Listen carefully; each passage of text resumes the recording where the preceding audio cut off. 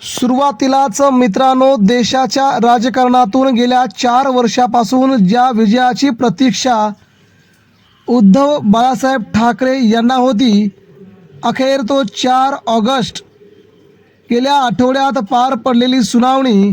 आणि 4 ऑगस्टला काय होणार?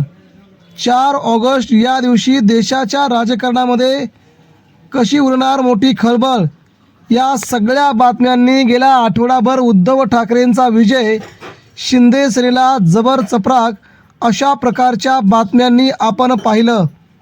त्यानंतर उद्धव ठाकरेंनी देखील मातोश्रीवरती शिवसेना पक्ष आणि चिन्ह आपल्याकडेच येणार अशा प्रकारचा दावा केला. आणि दावा सत्यामध्ये उतरताना दिसतो आहे. देशाच्या राजकारणात शिवसेना ही कुणाची होती हे जरी कोणाला विचारलं तरी देखील प्रत्येक लहान मूल देखील सांगेल शिवसेना ठाकरेंची आहे.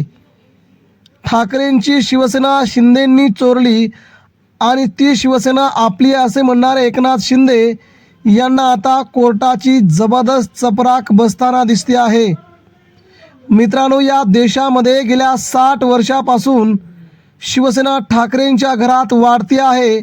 महाराष्ट्राच्या प्रत्येक शिवसैनिकांच्या हृदयामध्ये जपली जात आहे. आणि अचानक 2022 साली एकनाथ शिंदेंना मुख्यमंत्री व्हायचं होतं, म्हणून त्यांना होता आलं नाही, म्हणून शिवसेना घेऊन गेले आणि आमदारांना खासदारांना घेऊन गेले. मात्र ठाकरेंच्या शिवसेनेची 2013ला बनलेली घटना शिंदेंना कदाचित माहीत नव्हती. त्याच घटनेवरती कपिल सिब्बल जे शिवसेनेचे वकील आहेत, जे निष्णात वकील आहेत, जे आपल्यासोबत घेतलेला प्रत्येक केसेसचा नमुना, ते कधी हार मानत नाहीत, ते जिंकतात. अशा कपिल सिब्बल यांच्या हातात ठाकरेंनी आपली पक्षाची सर्वोच्च लढाई दिली आणि कपिल सिब्बल यांच्यावरती विश्वास ठेवला. आज 4 ऑगस्ट, या 4 ऑगस्टच्या लढाईमध्ये उद्धव ठाकरेंचा विजय होणार. कपिल सिब्बल यांनी गेल्या काही महिन्यापूर्वीच सांगितलं होतं. कारण शिंदेंची शिवसेना खूप मोठ्या कायद्याच्या कचाट्यात सापडली आहे, ठाकरेंच्या शिवसेनेच्या घटनेमध्ये सापडली आहे. आणि शिवसेना नार्वेकर आणि एकनाथ शिंदे यांना कायद्याच्या कचाटीत पकडून कपिल सिब्बल यांनी राज्याच्या राजकारणात उद्धव ठाकरेंचं नेतृत्व कसं संयमी, कसं हुशार आहे हे सुप्रीम कोर्टाला दाखवण्याचा एक नवीन अध्याय सुरू केला.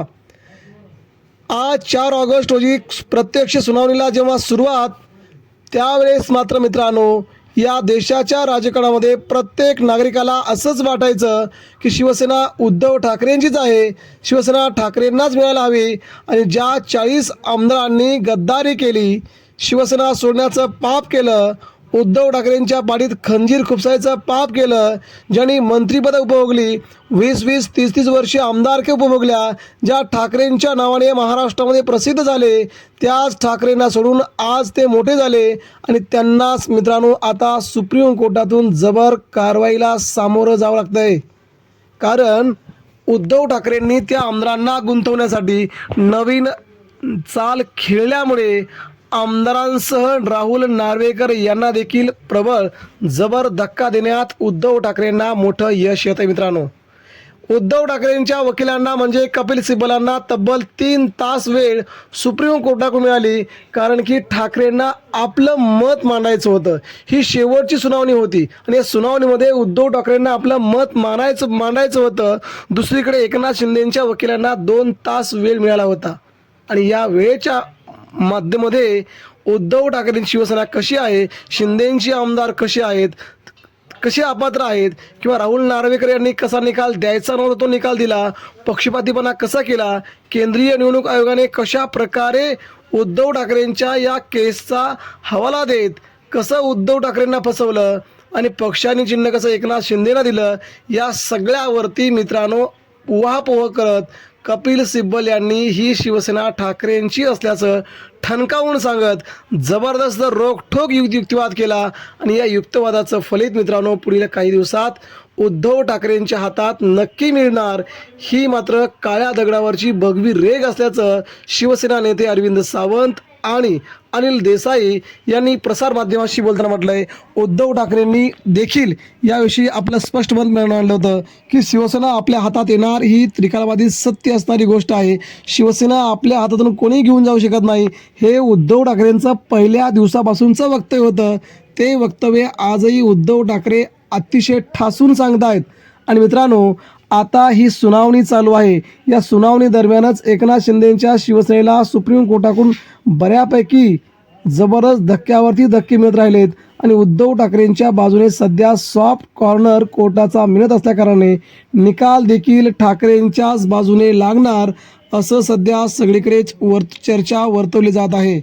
एकंदरीत मित्रांनो, या देशाच्या राजकारणामध्ये तुम्ही जरी उभे असले तरी तुम्हाला माहीत पडेल शिवसेना कुणाची होती, एकनाथ शिंदेंच्या सोबत असणारे आमदार कुणाचे होते, त्यांनी का तिकडे गेले. या सगळ्यांचा उहापोह कपिल सिब्बल जेव्हा मानतील तेव्हा मात्र हा निकाल सर्वांसमोर साध्य असेल आणि 4 ऑगस्ट नंतर निकालाची डेट सुप्रीम कोर्ट लवकर ठरवणार आहे. त्या दिवशी हा सुप्रीम कोर्टात सर्वोच्च निकाल वाचला जाईल. त्या दिवशी मात्र ठाकरेंचे शिवसैनिक नाचतील, दिवाळी साजरी करतील. हीच मोठी अपडेट आहे.